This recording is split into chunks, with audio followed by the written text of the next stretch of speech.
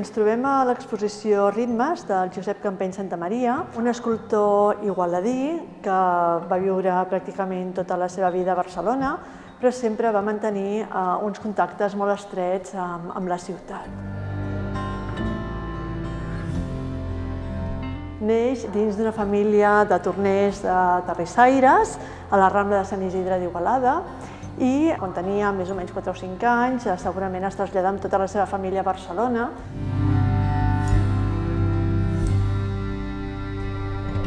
Rebrà ensenyaments dels germans Vallmitjana, que són un dels escultors més importants d'aquell moment i mestres de tota una gran quantitat d'escultors representatius del segle XIX i fins i tot del modernisme.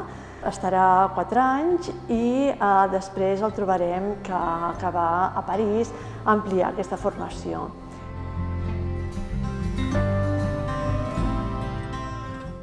Entrarà en contacte amb l'obra dels escultors animaliers romàntics i allà començarà un tipus d'obra que el caracteritzarà i, de fet, és la gran aportació d'aquest artista a l'escultura catalana del segle XIX. El tema de l'escultura d'animals, un tema que realitzaran d'altres artistes, com pot ser Agapit Vallmitjana Barca, però aquest escultor realitzarà un tema dels animals amb repòs i la gran innovació de Josep Campeny és el fet de realitzar els animals que lluiten entre ells i també la lluita, posteriorment es realitzarà la lluita entre l'home i la fera.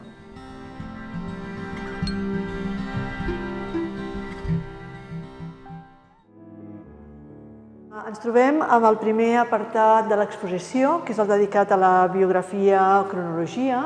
Aquí destacarem algunes dades importants de la seva vida. Una dada important és que el 1879 presenta a la Sala Parés, una de les sales en les quals es posarà al llarg de tota la seva vida, però sobretot en els primers anys, exposa el Guix Prometeu, una obra que en principi no estava pensada per ser una escultura pública, però que actualment el trobarem als carrers d'Igualada. Una altra dada important, com hem dit abans, és que viatja a París. A París tenim constància que ja està l'any 1884 perquè té un guardó amb una obra que es diu Populus, que presentarà en una de les sales de la Societat d'Artistes Francesos. Aquí també en la biografia hem posat una imatge que és el venedor de diaris.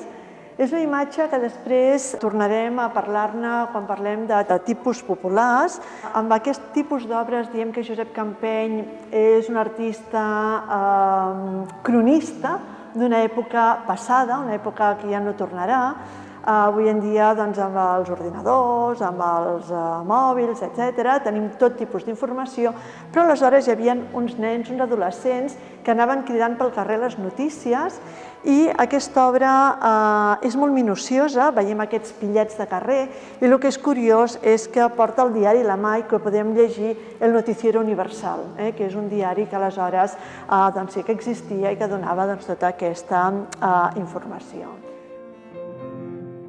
A partir del 1888, que es va celebrar l'Exposició Universal de Barcelona, va començar a rebre molts encàrrecs de clients molt importants i l'any 1892 ja és un artista completament consolidat.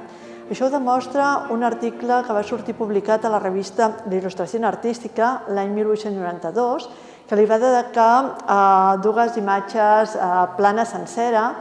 Una seria el dibuix que mostraria el taller on treballava i el salonet amb el qual rebia les visites i que tenia una mostra de les seves obres. I després una altra pàgina on tenim el seu retrat al centre i està envoltat de diverses obres, algunes de les quals podem veure exposades aquí a l'exposició. És interessant veure com té el cavallet d'escultor, com té diferents modelats d'animals i també a la part inferior, a lo que seria el salonet, allà on rebia les visites i aquests possibles clients, podem veure obres, que també podem veure a l'exposició, com pot ser aquesta d'aquí, Salta i Parà, que va presentar l'exposició de 1888. Podem veure també la figura de la Colombina, i si ens apropem podem anar identificant algunes d'aquestes escultures més. És un salonet a la moda de l'època, el tipus de sofàs que hi ha. També aquí al darrere podem veure el bust de Víctor Balaguer, que també el trobarem exposat a l'exposició. Aquesta representació d'escultures que tenim aquí principalment són de tipus populars. Per exemple, tenim un bust de noia que es titula La Parisienne, o noia francesa. Això mostraria aquest gran interès que hi havia a Barcelona per tot el que era París. París era al centre, tothom aspirava a anar a París i totes les modes que venien de París interessaven. Per tant, aquí tenim aquesta noia vestida de manera francesa. També podem veure la representació de les festes. Aquí tenim una senyora que està sentada en un sofà després del ball, aquí una parella que estan ballant, o una altra obra que podem veure també a l'exposició que es diu Amor de Carnaval, que representaria aquestes festes de disfresses que es feien, per exemple, al cercle artístic o diferents societats privades on hi participava el bo i millor de la societat barcelonina, del qual la premsa de l'època ens donava una relació de gent que hi participava i com anava vestit.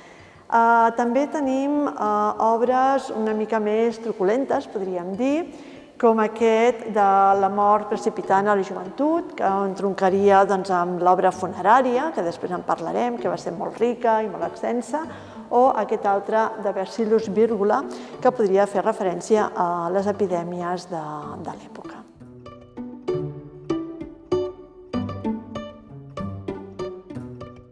Josep Campeny té gran part de la seva obra dedicada als animals. Trobarem dues línies de representació d'animals. Una és els animals domèstics, com podem veure aquest gos, mastí, realitzat en marbre, una gata amb els gatets. Podem dir que aquest respondria al Josep Campeny més quotidià, més familiar, que s'envolta d'aquests animals. I després també podem parlar del que és el Josep Campeny pròpiament animalier, aquesta influència que rep dels artistes romàntics francesos, al qual trobarem el que és la representació de la lluita d'animals.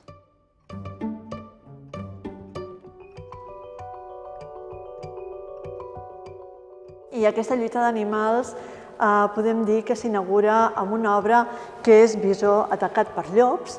És una obra que exposa a la Sala Parés i que marca un punt d'inflexió amb la seva carrera. Aquesta lluita d'animals són animals principalment salvatges. Possiblement va dibuixar el parc Samà que tenia el marquès de Marianao o la casa de Montbrió, prop de Cambrils. Allà tenia un parc zoològic amb tot tipus d'animals salvatges i sí que tenim constància que ell viatjava allà i que feia dibuixos, etc. Possiblement també al zoològic de Barcelona, que feia poc que s'havia inaugurat, i havia començat aquesta pràctica a París, al jardí d'aclimatació. En primer moment, aquí podem veure diverses obres on hi ha aquesta lluita entre animals, el visó atacat per llops, que hem dit. Després podríem veure també aquestes a prop del riu Ganges, on hi ha un tigre i un cocodril, però més endavant podem veure com aquesta lluita serà entre l'home i la fera. Hem de destacar el gran coneixement anatòmic que té tant de l'home com de la fera. Podem veure aquesta obra A mort, on lluita un indi amb un tigre. Hi ha aquesta intel·ligència de l'home que està lluitant contra la força d'un felí, principalment aquesta lluita és entre l'home i un felí. També amb Epíleg de la lluita, que és una obra que va causar molta sensació i per això la trobarem a la portada de la revista La Il·lustració artística. És una obra del 1901, es va exposar a l'exposició de Barcelona, l'exposició de Belles Arts de Barcelona, més tard a la de Madrid i fins i tot també va guanyar una medalla a l'exposició d'Atenes. Per tant, és una obra que va causar sensació. Hem de destacar la composició, és una composició molt arriscada, ens mostra amb detall tot el que és el pèl, el rostre del felí i, en aquest cas, l'indi mort amb els braços oberts, que ens recordaria la figura d'un màrtir. D'altra banda, podríem veure també l'edat de pedra o in extremis, que estarien dintre aquesta mateixa línia.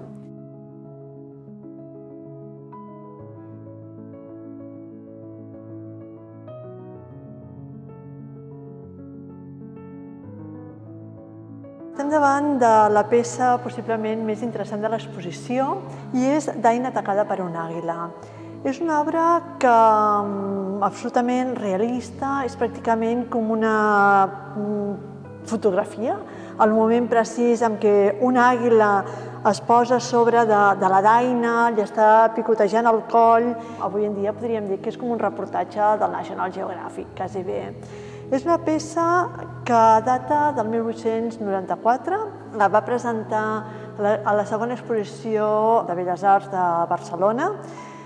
És una obra que la va presentar amb terracuita, com s'acostumava a fer aleshores, i després va ser adquirida per la Junta de Museus, que la va passar a bronze. De fet, la va passar a bronze a Casa Masriera i Campins, una de les cases més prestigioses de foneria i que, de fet, van ser els iniciadors del sistema de la cera perduda. Per realitzar aquesta obra tenim constància que Josep Campeny va viatjar a Lisboa i allà va adquirir, va comprar aquest animal, va comprar una daina viva, que la va portar fins al seu estudi i que li va servir de model per realitzar aquesta magnífica peça i un cop va acabar de realitzar aquesta obra, la daina la va donar al Zoològic de Barcelona. És una peça que val la pena veure-la des de tots els punts de vista. Compositivament té un ritme, té una força, l'anatomia de l'animal que estàvem comentant i també l'àguila, amb aquestes grans ales que mostra instantaneïtat, moviment. Dintre del que són els animals, hem parlat dels animals domèstics, els animals salvatges, però també podríem fer referència a aquests animals salvatges domesticats, com pot ser el tema de l'ós. L'ós segurament és un animal que coneixia força bé perquè ell viatjava molt a la Vall d'Aran, la seva esposa era de l'est, tenien casa, era molt excursionista, li agradava molt la muntanya i aquest ós que coneixia, en aquest cas podem veure l'ós que normalment estaven als circs, per exemple a la plaça Catalunya durant molts anys hi va haver un circ i al circ acostumen a haver aquests ossos domesticats que porten el morrió, que ballaven pel carrer. Aquesta peça és del 1892-93, en principi era una terracuita, però després l'any 1896 es va passar a bronze i la va presentar a la tercera exposició general de Belles Arts amb un gran èxit. La meva intervenció és bàsicament per situar-vos dos aspectes de Josep Campeny. El primer seria la seva vinculació amb la ciutat d'Igualada i el segon serà situar una mica l'aspecte de la mitologia dins de l'obra de Josep Campeny. En Josep Campeny, Santa Maria, neix a la Rambla Sant Isidre l'any 1858. Però just al cap de 4 anys serà el moment en què la família ja marxa d'Igualada i es desplaça a Barcelona. Per què marxen els Campeny? Marxen perquè els seus parents Muntades, que són uns grans emprenedors i munten tot un seguit d'empreses a Barcelona, de la branca tèxtil, doncs bé, els ofereixen feina i per qüestions laborals tots els campenys es desplacen cap a Barcelona. Aquests Muntades són els que acabaran fundant la coneguda Espanya industrial a la zona de Sants, del barri de Sants. Si resulta que Josep Campeny només va viure 4 anys a Igualada, com és que estem parlant tant de l'escultor igualadí Josep Campeny Santamaria? Doncs bé, no és només perquè hagués nascut a Igualada, no és només perquè hi hagués estat 4 anys, sinó que és perquè va mantenir un contacte estret i constant amb la nostra ciutat. Aquest contacte estret de Josep Campeny, a què és degut? Doncs és degut que encara algunes branques de la família Muntades es mantenen a Igualada. Algunes branques descendents de Pau Muntades encara continuen a la nostra ciutat, concretament la família Cendra Muntades, que era plenament conscient de la seva vinculació amb la família dels Campeny. Per tant, Josep Campeny no deixarà de venir aquí a Igualada constantment. Ja des de la seva adolescència apareix aquí a Igualada. Quan té tot plegat uns 17 anys, fa unes còpies de guix dels 4 atlants, que són aquelles figures conegudes que estan a sota del retaule de l'altar major de Santa Maria, doncs ja en va fer 4 còpies de guix que van crear una gran admiració amb tothom, i la premsa local ja va expressar doncs, una gran sorpresa del bé que havia executat aquelles còpies i del bé que era capaç de plasmar l'anatomia humana. Quan tindrà uns 21 anys, serà l'època en què ell elaborarà amb guix la coneguda imatge del Prometeu encadenat. Tant l'Hèrcules com el Prometeu ofereixen una possibilitat de combinar el cos humà, l'anatomia humana, amb un animal. Per tant, les seves dues grans especialitats, que són l'anatomia humana i el gènere animalier, es poden combinar molt bé gràcies a la mitologia. Representa el tità Prometeu, que per culpa d'haver robat el foc dels déus i haver-lo entregat als homes, rep el càstig de Zeus, el déu de l'Olimp, i Zeus el castiga a romandre encadenat a les roques del Caucas, mentre una àguila cada dia ve, se li menja el fetge, li devora el fetge i torna a marxar. Amb la mala pata que cada nit aquest fetge es regenera, de tal manera que aquest càstig és un càstig etern. Si us fixeu bé en els detalls d'aquest grup escultòric, sobretot en el rostre del tità, veureu que l'expressió de dolor amb la boca oberta s'inspira clarament en una escultura molt coneguda en la història de l'art, que és el grup del Laocon i els seus fills, de l'escola Ròdia de l'època hel·lenística.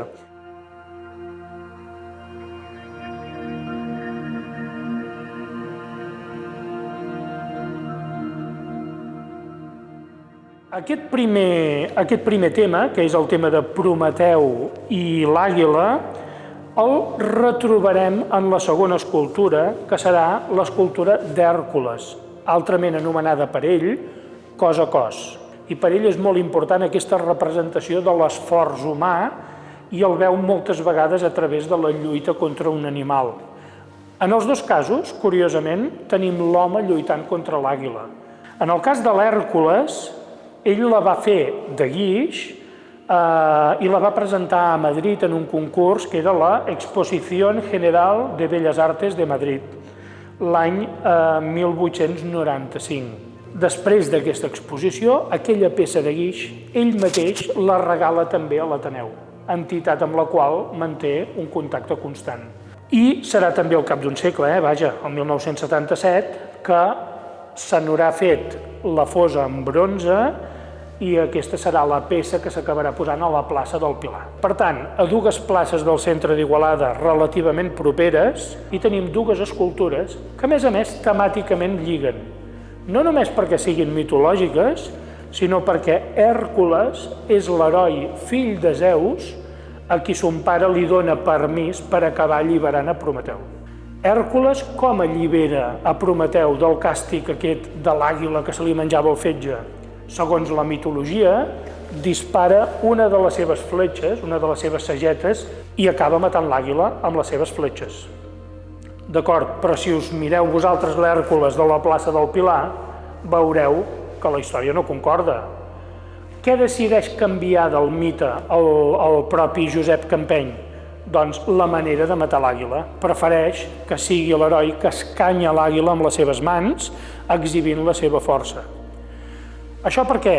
Doncs perquè a ell li interessa aquesta lluita, cos a cos, entre l'àguila i l'heroi. Ens està explicant que està alliberant a Prometeu de l'àguila.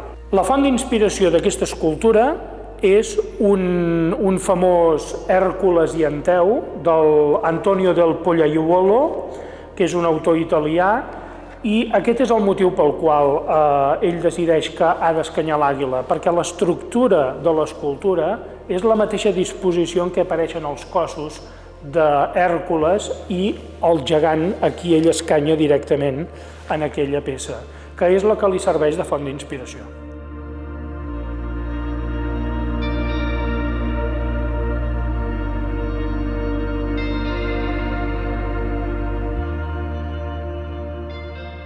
Durant tota la seva carrera, Josep Campeny es va dedicar a fer obres d'aquesta tipologia.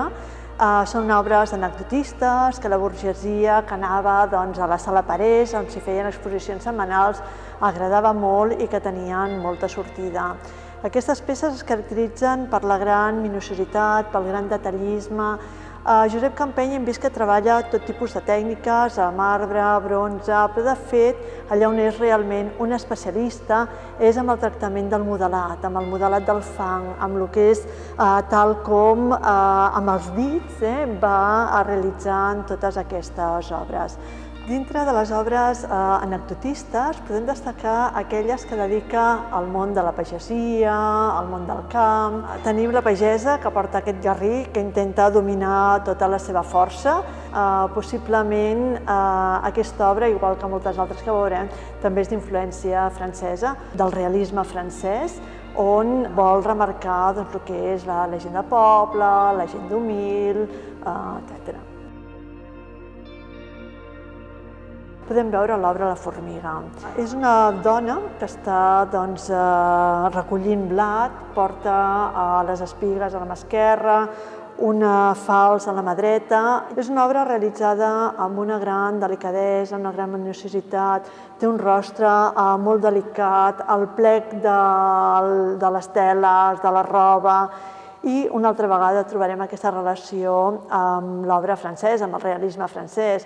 Més concretament ens remet a una obra pictòrica, l'obra pictòrica de Millet, Les espigoladores. De fet, quan va presentar aquesta obra en una exposició de Belles Arts, la va presentar acompanyada d'un poema del Francesc Gras i Elias, el qual fa referència a l'honestedat del treball, al treball del camp.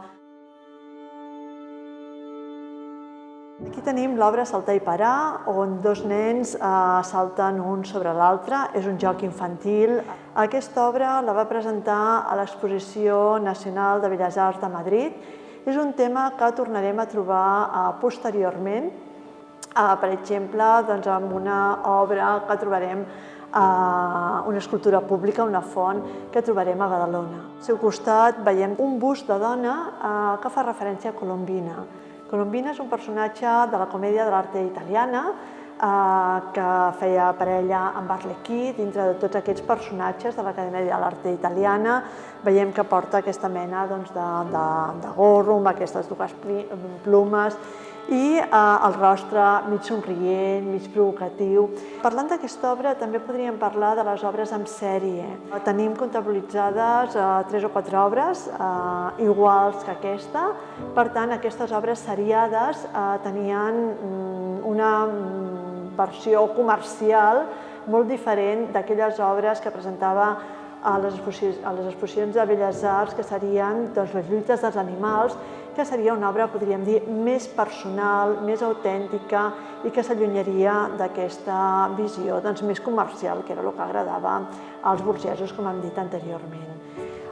També, a continuació, podem trobar el tema de les manoles i les toreres. Era un tema que molts artistes de l'època realitzaven. També seria aquesta visió més comercial.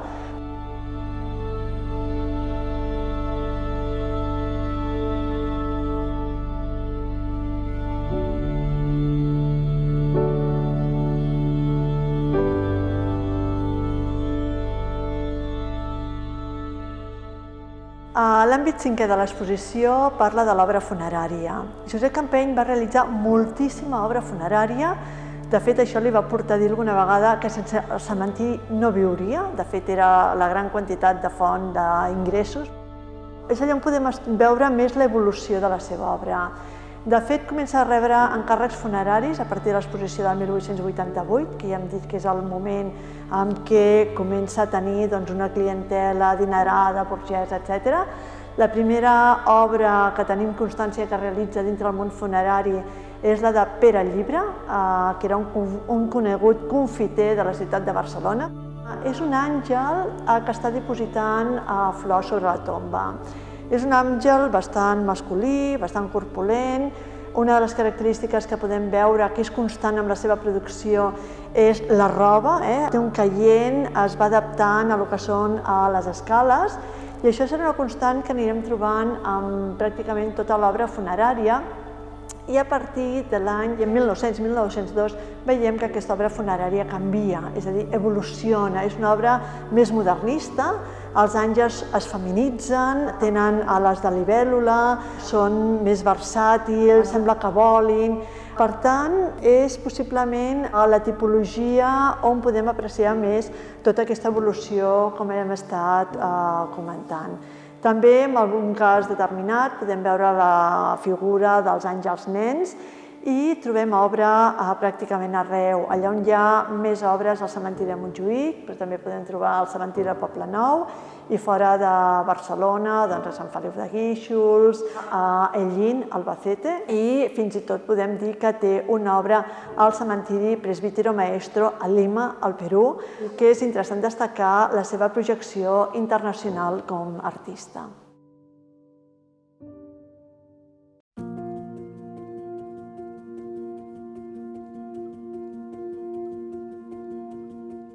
Va realitzar també escultura pública. A partir de l'any 1910-1912, possiblement perquè van minvar d'altres tipus d'encàrrecs, és quan es dedica a realitzar més escultura pública. Hem de destacar les fonts artístiques de Barcelona, 3 fonts situades en diferents espais de Barcelona, i són 3 nens, un nen que està caçant una granota, un altre nen que s'està enfilant sobre la font i un altre que té cantis a la mà. Corresponen a una iniciativa de l'Ajuntament perquè volien que Barcelona fos una ciutat turística. De fet, hi havia una revista que es deia La Societat de Atracción de Forasteros, que era per donar a conèixer la ciutat. Ja he comentat abans que Barcelona se'n mira a París, vol tenir coses molt semblants a París.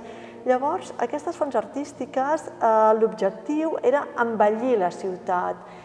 I el fet que Josep Campeny triés aquests nens segurament era per apropar a la gent més humil, que anava a buscar aigua a la font, apropar l'art o apropar aquestes formes artístiques a gent analfabeta, gent més humil, amb unes formes que li eren familiars. I què més familiars que uns nens juganers que estan jugant amb l'aigua. D'altra banda, tenim obres relacionades amb la commemoració de la Guerra de la Independència. Són els relleus del monument de la Font del Lleó, que es troba a Girona. Són 2 relleus, un dels quals ens pot recordar bastant la pintura de Delacroix, La llibertat guiant el poble.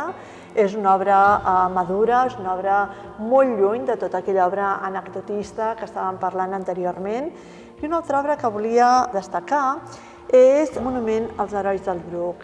És un monument que malauradament va desaparèixer a la guerra de l'any 36, es trobava a Montserrat i era un monument que va ser encarregat pels sometents. Era un monument que estava sobre unes pedres del qual s'aixecava una columna, que a la part superior hi havia una escultura en marbre dels germans Vallmitjana, que simbolitzava la pàtria, que estava coronant amb una sèrie de personatges, entre els quals destaca Isidre Lluçà, que era més conegut com el timbaler del Bruc.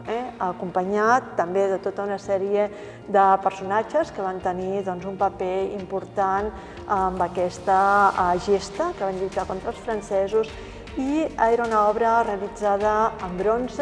Tot el monument va desaparèixer i segurament que aquestes figures en bronze es van fondre perquè és un material reciclable, és un material que es pot utilitzar per d'altres, per exemple, per fer bales de canons. Aquí al davant també tenim una obra magnífica. Estem parlant de la minuciositat, del detallisme. Tenim tota una sèrie de soldats que porten les motxilles, porten tots els instruments, tot el que necessiten, els fusells per la guerra, i estan arrossegant amb molts problemes, amb moltes vicissituds, aquest canó. Formaria part d'aquesta nova temàtica que sorgiria a partir d'aquesta Guerra de la Independència. Tenim coneixement que va realitzar més obres d'aquesta tipologia, però fins ara encara no han sortit a la llum. Esperem que ben aviat les puguem trobar i podem completar el catàleg d'aquest artista. Els burgesos, a part d'adquirir aquestes obres de tipus anecdotista, també li encarregaven retrats. Josep Campeny copsa el que és l'esperit del retratat. Aquí tenim una mostra força interessant, per exemple, del bust del doctor Andreu. Un dels fotògrafs també de l'època, el fotògraf Esplugues, del qual sabem que va fer escultures pel seu taller, el seu estudi fotogràfic, del qual han desaparegut, o el bust de Josep Garcia Oliver, que va ser fundador de la Caixa d'Estalvis de Mataró. Evidentment, el bust de Víctor Balaguer, que de fet va haver una relació molt estreta entre Josep Campeny i Víctor Balaguer. Recordem que hi ha a Vilanova i la Geltrú el Museu Biblioteca Víctor Balaguer, un museu força interessant on podem veure més obres de Josep Campeny, i li va fer un retrat envoltat amb llaurers, fent referència a aquesta personalitat, amb aquest polític, escriptor tan important en el seu moment. I com a cosa anecdòtica, hi ha un bust d'africà, la fotografia d'un bust d'africà. Aleshores interessava molt tot el tema de les diferents races. Si consultem les revistes de l'època trobarem molts articles que parlen d'aquests trets físics diferencials de diferents races, i Josep Campeny sabem que va realitzar moltes obres, per exemple el bust d'indi, d'Índia, d'africà, de xinès. Per tant, mostra aquest interès per les d'altres races i quines són les característiques morfològiques del rostre, etc. I aquí hi ha una obra força excepcional. Tanca l'exposició una col·lecció de dibuixos.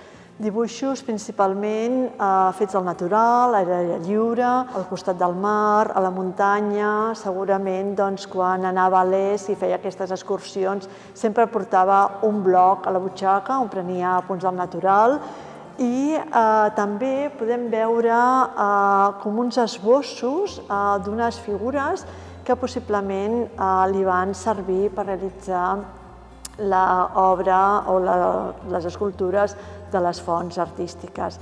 Es veu un nen, un pillet, i per tant veiem com Josep Campeny no només és un gran escultor, sinó també un gran dibuixant, amb un dibuix enèrgic, fresc, sensible, i que ens acaba de dibuixar aquest gran artista que va ser, i gràcies a aquesta exposició a veure si podem recuperar i que la gent el conegui. Moltes gràcies.